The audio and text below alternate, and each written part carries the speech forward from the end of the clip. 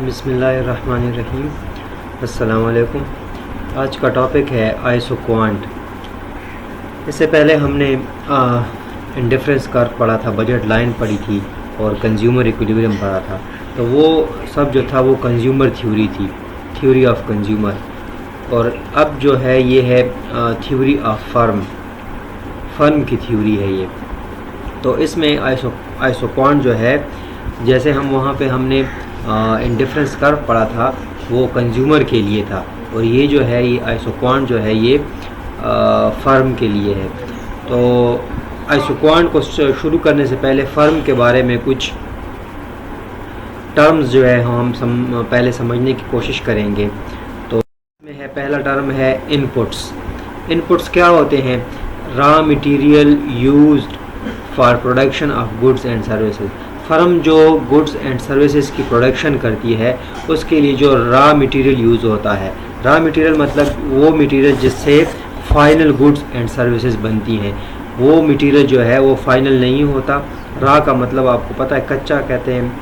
तो जो मटेरियल जो फाइनल नहीं होता उससे हम फाइनल गुड या सर्विसेज बनाएं, तो उस मटेरियल को हम कहते हैं रॉ मटेरियल। जैसे एक फर्म है वो बैट बनाती है, क्रिकेट बैट, तो उसके लिए रॉ मटेरियल क्या होगा? उसके लिए रॉ मटेरियल होगा लकड़ी और ग्लू वगैरह। तो ये सारी चीज़ें जो है ये उसके लिए रॉ मटेरियल होंगी। एग्जांपल इसकी क्या है? लैंड, लेबर, कैपिटल और ऑर्गेनाइजेशन, ये रॉ मटेरियल, ये इनपुट्स की जो है वो एग्जांपल है। लैंड जो है इनपुट है, लेबर इनपुट है, कैपिटल इनपुट है और ऑर्गेनाइजेशन इनपुट। इस चारों जब मिलते हैं तो फिर इससे कोई फाइनल गुड बनती है। देखिए, कोई भी गुड बनाने के लिए लैंड की भी ज़रूरत होती है, ज़मीन की, क्योंकि कोई चीज़ ज़मीन ना हो तो इंडस्ट्री कहाँ पे होगी, प्रोडक्शन कहाँ पे होगी। दूसरा, लेबर की भी ज़रूरत होती है, अगर लेबर ना हो तो कौन करेगा प्रोडक्शन। कैपिटल की भी ज़रूरत होती है, कैपिटल अगर ना हो तो लेबर ना हो तो प्रोडक्शन कैसे हो सकती है। कैपिटल ना हो, सरमाया ना हो, पैसे ना हो तो कैसे हम रॉ मटेरियल ख़रीदेंगे, कैसे हम प्रोडक्शन करेंगे। ऑर्गेनाइजेशन ना हो, ऑर्गेनाइजेशन का मतलब एंटरप्रेन्योर ना हो, मैनेजर ना हो, तो कौन फिर उसको ऑर्गेनाइज करेगा। दूसरा है आउटपुट।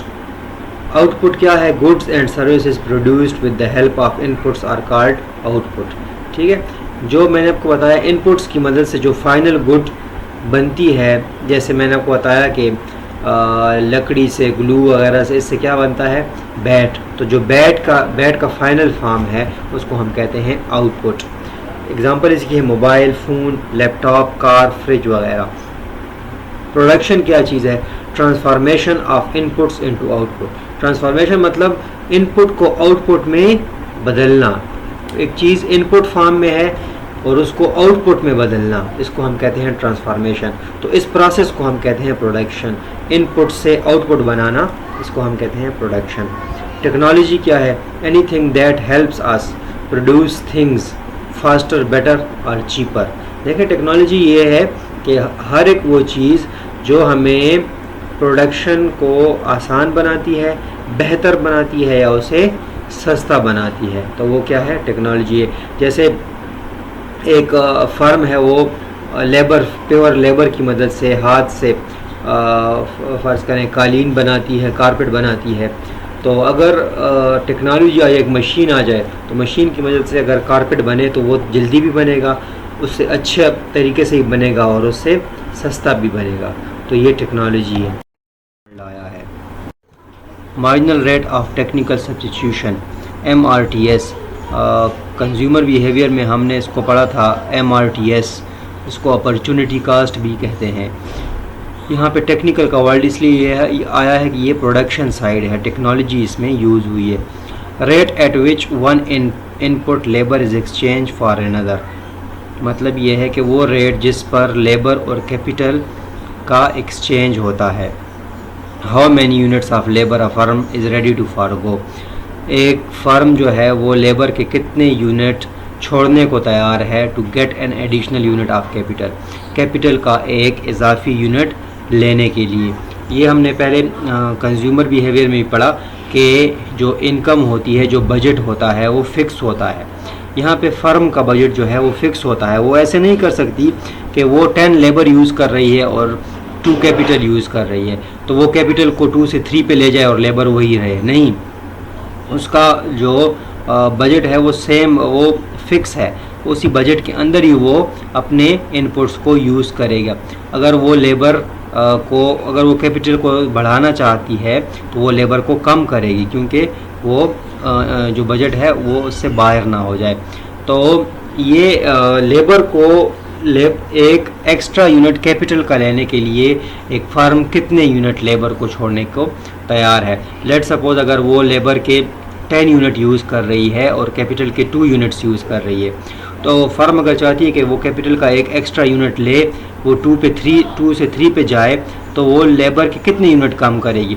लेट सपोज अगर वो 10 से 7 पे आते हैं, तो 1 यूनिट बढ़ाने से उसने 3 यूनिट कम किए लेबर के। तो मैथमेटिकली हम इसको इस तरह लिखेंगे, change in capital due to change in labour. तो चेंज इन कैपिटल कितना है, चेंज इन कैपिटल है 1, और चेंज इन लेबर कितना आया है, लेट सपोज 3, तो 1/3.34 ये जो है ये क्या है, marginal rate of technical substitution या अपॉर्चुनिटी कास्ट है। इसका मतलब ये हुआ कि 0.34 जो है ये कैपिटल जो है ये 1 लेबर के इक्वल है। इतने अगर वो 0.34 कैपिटल को बढ़ाएगा तो 1 लेबर को वो कम करेगा। इसी तरह अगर वो 1 कैपिटल को बढ़ाएगा तो 3 लेबर को कम करेगा।